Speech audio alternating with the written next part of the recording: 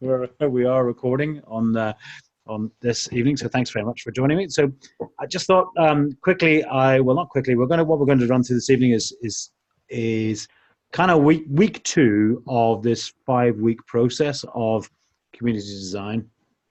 So again, just quickly, just need to acknowledge Jean Bianchini and the fantastic team at Mighty Networks. They're the ones who put a lot of this work together. A lot of the stuff later on in the course is come out of Bismarck, but there's absolutely needs to be a comment made, and thanks to that team. Next thing is, so let's just quickly recap on what we were saying last week. So we were saying that successful communities all have some things in common, and that is the joy of being a part of something bigger than yourself, the joy of working towards a common goal, and the joy of building skills and getting better on a personal level. And Roisin and I were just talking before we started here about actually, this is I can't remember the exact comments on, but we're saying always come with a smile. Yeah. And that there's there's plenty of time of not to be sad or to be looking back and stuff, but actually what we're trying to do with this whole process of when you're building a community is that it is joyful, it is not a chore, and that people want to be there. The second thing is that the real power of your community comes from bringing people together to master something interesting together. From there, we were saying, therefore, it is not reposting your social posts, which I caught at least one of our gang this week doing, which was really annoying, and we had words. It's not reposting your email campaigns or repurposing your content marketing. It's not just adding external links, and it's not about the software and the feature. It's about each of the individuals going on that journey that we were talking about. And when they do that, then actually, if you've got it right, then by getting this community design process well, and once you get your community set up properly, it removes the grind of community building, and it replaces it with that curiosity, the joy, and the best kind of surprise that we were saying. What we're also saying is that the whole aim of what we're trying to do here is allowing us to build communities that are so good they practically run themselves, and that's so good that people want to pay them for. And by saying practically runs themselves, that's when we're saying we're removing that grind, because actually you're setting the bars, you're setting the direction, and doing the skeleton work, and then the community will then start taking on a life of its own. So you need to have a curious mindset. You need to be trying stuff. You need to be reframing problems and asking your community for help and ideas, and for all of you to move together over the 12-month period into building that community. And therefore, to do that, I strongly suggest that you trust the process, and remember that seeking perfection is a major barrier. If you try and get it right straight out of the gates, it's just probably not going to work. So again, we were saying off camera beforehand, quite often we find people going through this process and then actually having completed, then wanted to go through it again quickly before they set up their own circle. And then after month 3 or month 4 or month 5 of the circles running, is that you find that it begins to digress and move off in another direction. So for example, at the end of this, we will only be talking about the first 90 days when we first launch, because, and not the end of the day, at the end of the 5 weeks, because we know that after 90 days, it begins to move off in different directions from what you originally thought. There's nothing wrong with that, because that is where your community wants to go. But it's very difficult for you to foresee where that's going to, where they're going to be, and what that's going to, where that direction will be at this point. So we said there's a 5-period structure here. Your big purpose is what we were working on last week. To this week, we're going to do year in the life and monthly themes. And then next week, we will look at weekly calendar and daily actions. I'll talk a little bit more about that in a moment. So we're saying the big purpose is your motivation for your community. It's something that can only be accomplished by bringing these exact people together to answer that call. We looked at the hero's journey. We'll not go there. We're saying your big purposes need to be specific, exciting, only achievable together, and incredibly rewarding. And incredibly rewarding does not necessarily have to be huge rewards. Quite often that the frustration of getting something small right or done or completed that you've been trying to for ages, and it seems like such a small thing, getting it done is incredibly rewarding. So how did it go? Well, we've already just talked to Roisin earlier on about how she's done hers but not posted it. Turan, we had a long chat about yours and where it's going. And there's a couple more that will appear in the newsfeed tomorrow. But so let me just move on to actually the main meat and bones of what we're doing this evening. So this evening we are going to look at how we're going to build a year in the life of your circle, i.e. where are we going from the time you put your circle or your community together, so, and how are we going to get there. So the first thing that we need to understand, it's like getting any map before you start on any journey, is that you don't get into the car and say, I'm just going to go south. Well, sometimes you do, and you get an adventure on the way.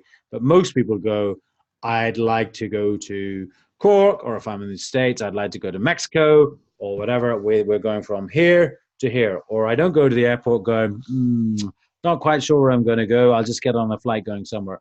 We make a plan of where we're trying to go to.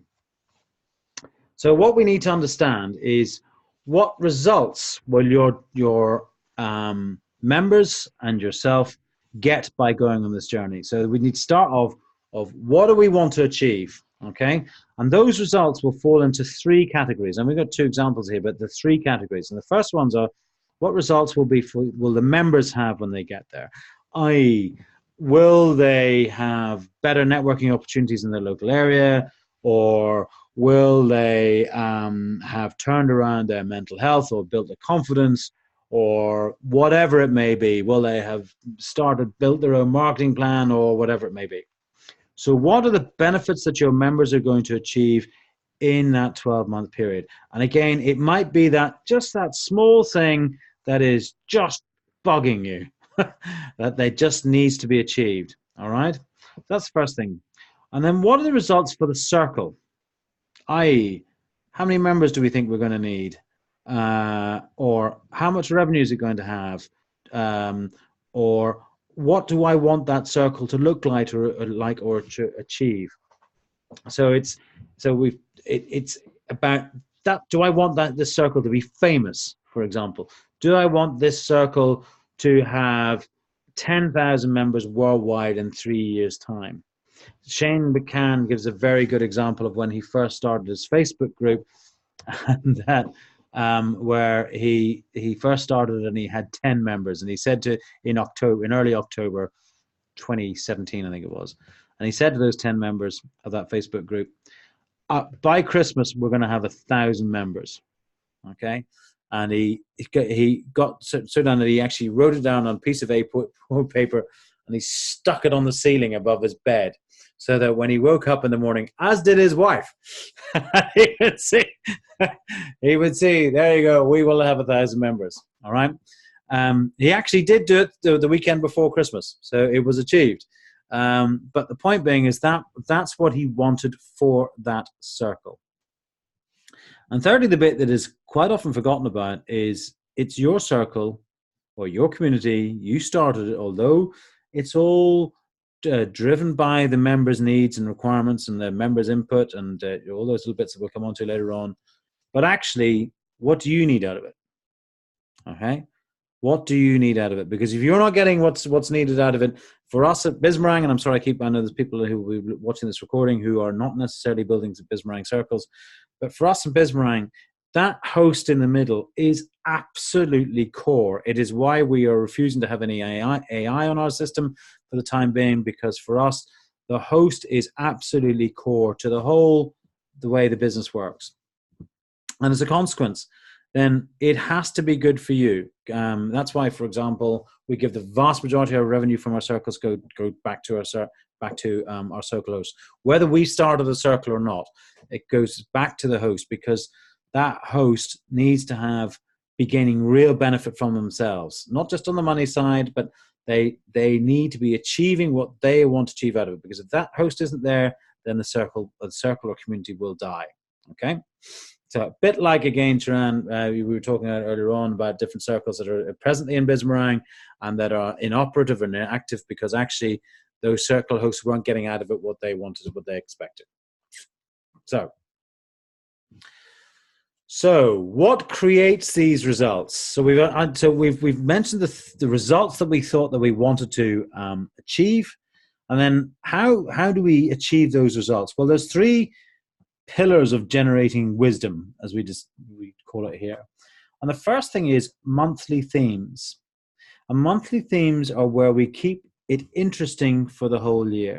So you'll see of the circles that you're already members of that there are monthly themes where the circle host has worked out where they want to get to, the aims that need to be achieved, the purposes that need to be got to over that next 12 months.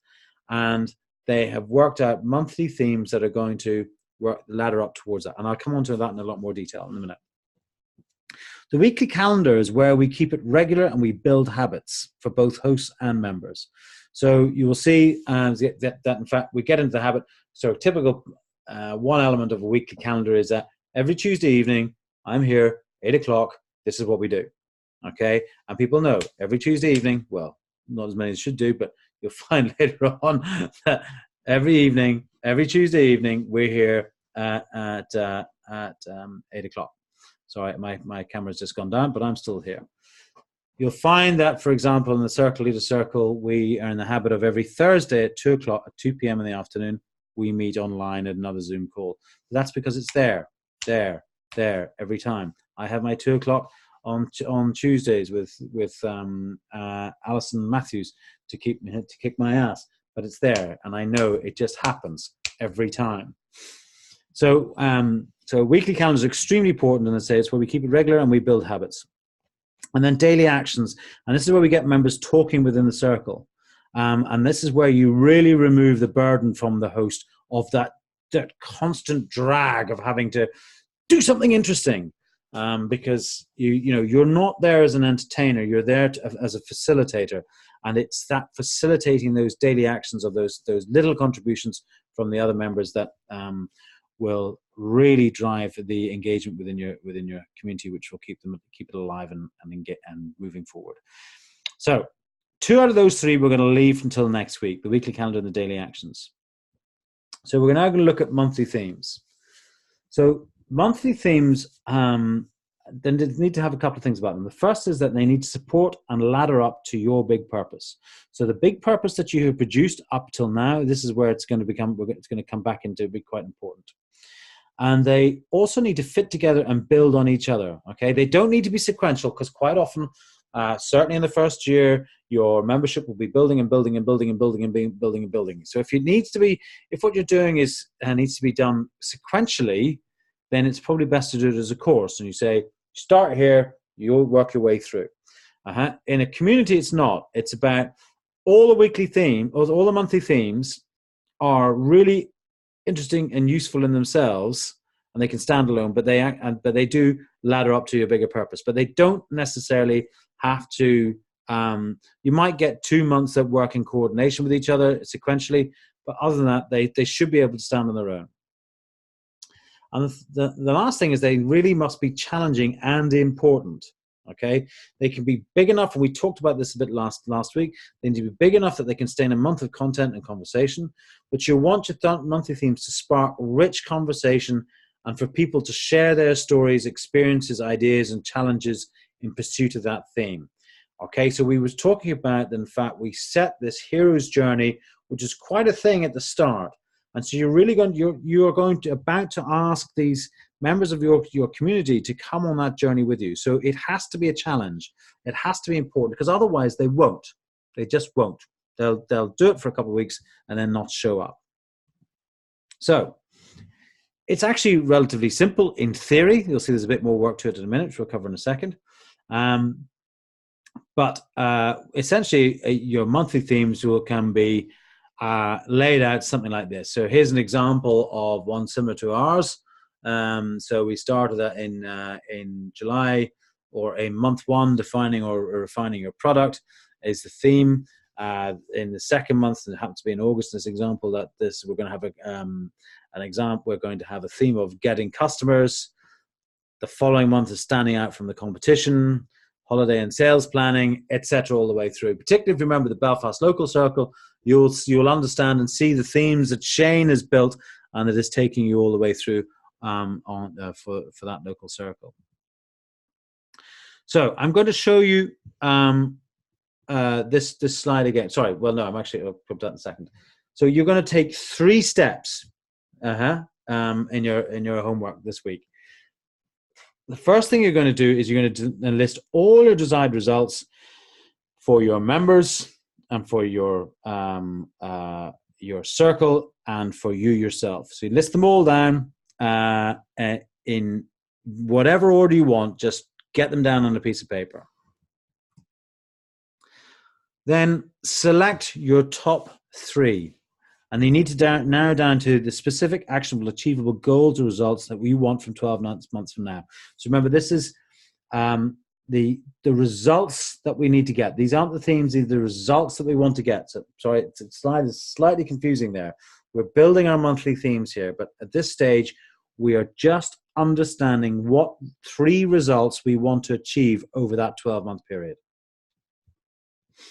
As I say, they do need to be specific and actionable, achievable, but they don't have to be 1 from member results, 1 from circle results, 1 from your results.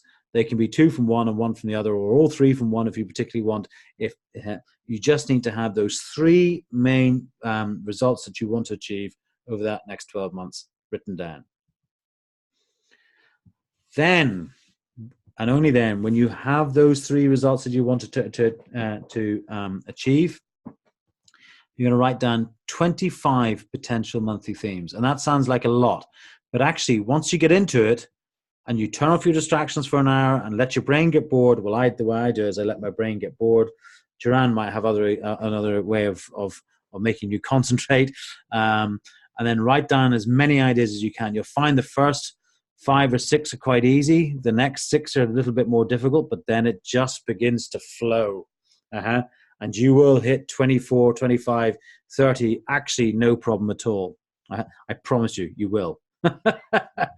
Okay, so you write down those 25 monthly themes. And as I say, this is about brainstorming. This is not about choosing those 12 perfect themes at this point. It's about unloading your subconscious onto that piece of paper. Okay? Then, the reason why I come back and I'm showing this again is, okay, so remember, your monthly themes need to support and add up to your big purpose. They need to fit together and build on each other, and they need to be challenging and important. Because what you're going to do is then you're going to then select the top 12 that answer these 3 questions. Okay? You pick the top 12 that will support and ladder up to your big purpose, that fit together and build on each other, and that are challenging and important. All right. Points to note, the high priority and really useful themes can be repeated. So you don't necessarily have to pick the top 12. You might pick the top 9 and repeat 3 of them. Okay. Or however that maths works out.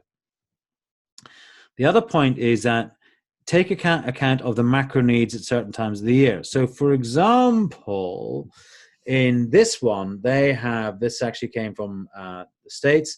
They have back office and efficiency in April because their tax returns are due in April.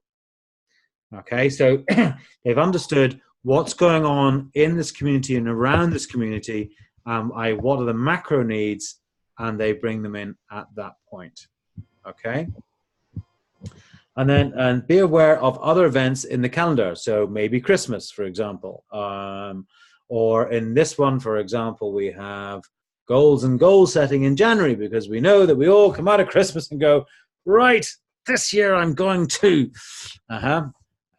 Again, if you look at what's going on Bismarang Local in Belfast, the Bismarang Local Belfast, that is exactly the theme that is running in Bismarang Local Belfast at the moment. Okay, and the other thing is you can revisit this throughout the year. So you'll set out your 12 monthly themes at this point, but that's not necessarily them set in stone. Certainly for the first 90 days, they probably are, but don't be afraid that in fact, actually, if you want to change them after 90 days, that's not a problem. Because again, as I've alluded to, both on camera and off camera, you may well find that after you've launched your circle, that just the nature of the membership and where it's going and etc., in fact, actually, you might find that it begins to go off on a slightly different tangent. And at that point, you can either decide to go with that tangent or bring it back or whatever it may be. So this isn't set in stone, but you need to have that plan of where it's all going to go in general terms. So with that, the mic is open to all 3 of you. Hello, Eve. Welcome. And any questions or comments? Sorry, I missed the entire thing. That's okay. There will be Mommy Judy's call tonight, I'm afraid. But there will be a recording. Don't you worry about it. In fact, you're on the recording right now. Sharon, have you anything? I'm just trying to fit that into mine. And I know you give the analogy of a journey over the space of 12 months, whereas mine, in terms of setting up an improvisation group, is just to develop skills over time. So I don't know what the time frame of that would be. Okay. In terms of setting a target for a 12-month target for that. I think anything that you do, you have to say, this is where we're going. And the other question that came to mind was really, yes, I'm the circle leader and I'm setting this up, but it's, to me, a community is getting the community involved and saying, right, what do we want to do over the next year? Okay, so Eve, do you want to just give us a quick rundown of what you did today? Yeah, well, actually, that's exactly where I was, Turan, because so I'm planning to set up a local group in Macrofelt, and that was exactly my feeling, that it had to be something that everybody or people who are going to be part of that group had some input into. So the last meetup that we had, I asked, if anybody would be interested in coming on board to sort of help me shape the group from the beginning. And we had a group of 5 today then, just doing a brainstorming session on what they would want to get out of a networking group whenever it's set up. So it has really helped me. It hasn't answered all the questions, but it's definitely steered me in a direction. And yeah, I'm clear on the next steps then that I need to take. So just on that, did as a slight aside, did Shane give you some post-it notes from me with some notes on it? He didn't, but I picked up 3 post-it notes whenever he left the room, so that's what they were then. Okay. You're just about to see when you watch the recording, you'll see what I was talking about. Okay, very good. I have words of that. Right. So Sharon, I hope that kind of answers your question. So maybe you get those first 5, what we refer to, and you'll see in week 5 what we refer to as guinea pigs. Yeah. Get them in a room now and say, where do we want to go with this? Yeah. Roisin, any questions? No, all sounds good to me. That's the cop-out answer. I know. I'll have questions during the week, don't worry. Don't you worry about it. So listen, any questions that you have during the week, feel free to share in the news, the Circle news feed. So what I'm going to do actually now is I'm going to finish the recording. Don't go away. Hang on a second. So it would help if I could press that button.